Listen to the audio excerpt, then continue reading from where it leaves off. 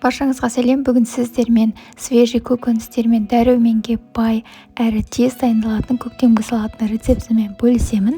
Кез келген тағаммен тәбет ашарлық салатты бірге жасайық. Видеоны соңына дейін қарап қойыңыздар. Ендеше бастайық. Ең алдымен қырыққабатымызды осылай төртке бөліп, бір бөлігін алып турайтын боламыз ұзынша етіп.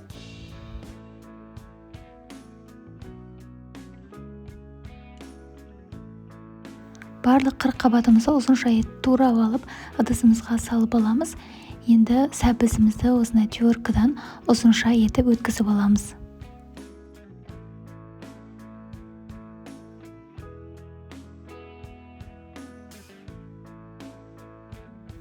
Мінекей өткізіп алдық. Енді оның үстіне бір шайқас тұзымызды салып, қолымызбен езіп, жақсылап араластырып аламыз.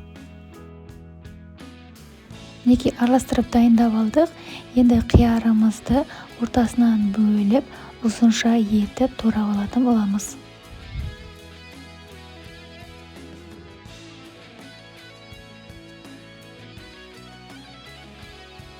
Туралған қиярымызды да ыдысымызға салып аламыз. Енді қызыл болгар бұрышын тура қияр сияқтандырып, ұзынша етіп турап аламыз. Барлығын ыдысымызға салып аламыз. Енді чесноктың екі тішесін алып, терканың осындай кішкене бөлігінен өткізіп алатын боламыз. Енді бір шай қасық паприкамызды, кориандр және кристаллики жарты шай қасыққа жетпей тұзымызды салып, енді жапырақтарымызды турап алатын боламыз дайындап. Петрушка мен укропымызды турап аламыз майдалап. Барлығын дайындап алдық турап.